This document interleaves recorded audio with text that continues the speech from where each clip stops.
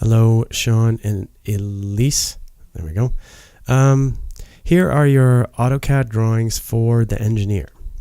So, hey, that's all supposed to have gone to white.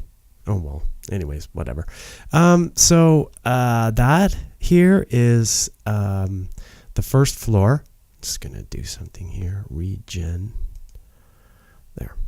These little, around these clouds is your beam. This is your beam right here. And I have calculated it out to be a 5 1/4 inches wide by 11 7/8 2E Paralam PSL. And so it's up to the engineer to recalculate that and make sure it's correct. So the dotted line here is the wall that we're removing. So kitchen here, dining room, living room. We're keeping the wall between the living room and the dining room. All the windows, there's the windows, and so the engineer will probably need to spec out some lintels but I think that's in the building code. I can do that. So here's the beam. So the wall is removed, the beam is here, and so there's a post in this wall. Now this post lands in an unfortunate place in the basement. It lands right between two brick piers. So it's exactly in the middle. It's exactly in the wrong place. So, right here. So that little square there is where it lands. So there's a couple of things that we can do here. So one of them is to put a steel post down to the ground, or a wood post down to the slab, the basement slab, and put a footing into the basement slab.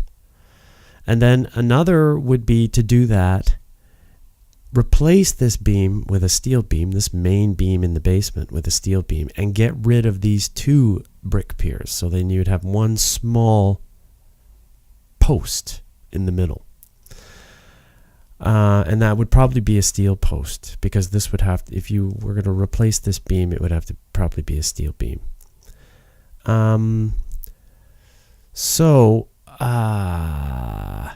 There really is only one other thing. The other thing is to cut this main beam here and here, and then replace it with a steel between the two existing piers, and use that to carry this. It's called a point load, which is harder on a beam than a distributed load over the entire length. So the whole upstairs floor, the whole second floor comes down on this little point. So this beam has to be really strong. It's not a distributed load or a uniform load. It is a point load. So there's the second floor with all of its information, joist direction, and ceiling direction, ceiling joists, rafters, roof shape, where things are coming down on, and a cross section. This little A here on these plans is a cross section looking towards the back. So this is a cross section looking towards the back. So this is the wall that we're removing, this dotted line. Kitchen would be here. Dining room is here, this side. So there's a wall upstairs. So the bathroom would be here, and the bedroom would be there, and the basement is there, and there's that beam in the basement that we might have to replace. So I'm sending this off to the engineer and to Scott. I've sent it to Scott already. I sent it yesterday for them to try to figure out what they want to do. What's the best thing, price-wise and engineer-wise. Now, I'm just going to put this on pause and open up another program to do the 3D. I have the little 3D thing I want to talk about. Okay, so this is back to the the fun program. Here is the main floor of your house. with our proposal, or your proposal, really. It's a good one. Sorry about that cracking. Now,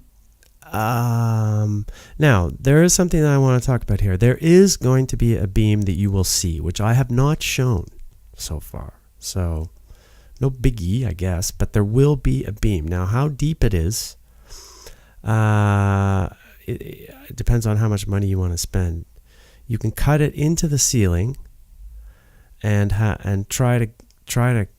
Oops, I guess this thing would be lower. Yeah, it would be the same height as the cabinets if you even used it.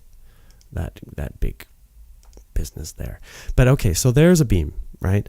So if you cut it into the ceiling, you see it's going to be 11 7/8 deep, and you've got 8-inch deep ceiling. So you can hide it. You'll have 3 inches sticking out, which is not enough. You know what I mean? Like, it would be rinky-dink looking. So yeah, so you wouldn't want. Yeah, I would just make it flush, and have it stick down the 11 7/8. It's kind of. It depends on how you want to disguise it. You know, you can disguise it the same color as the. Actually, that is disguising it and then putting crown molding around in this room. That looks real nice. Or a coffered ceiling or something. Anyhow. And I made your cabinets darker color, more living roomy color, because eventually you will be connected with the living room. You'll be staring right at it from your family room, let's say. And then it is connected directly with the dining room. This is one of the things about open concept. You have to, all of a sudden, you have to worry about styles and colors and things in the different rooms. They all have to fit together, or work together in some way. But yes, so there will be this post. Now that brings me to the next thing. With this post, there will also, beam. There will also be a post, because when we get rid of the wall, as in this scenario here with a 15-foot addition on the back. And a corner window. I'll show you the windows in a minute. But there will be a post. Now, the post, according to the plan that we have now, our cabinets, or your cabinets, why do I say our? Anyway, your cabinets are separated by 4'6", which is a good distance. 4 foot is the smallest, and 4'6" is good. You still can sort of get two people working in the same space. Not sort of, but you can. But that leaves this post here, sort of floating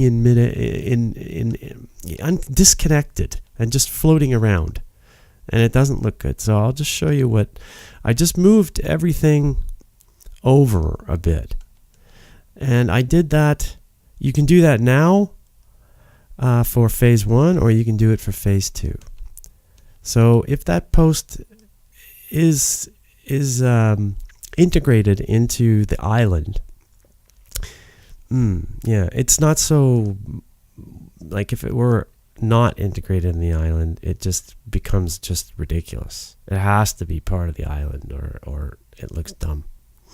So anyway, there is going to be a post. Now there is one way to get rid of that post, and that is to have another beam to carry this beam instead of the post. And let's see if I can do that. That would, I'll do it this way. So this other beam would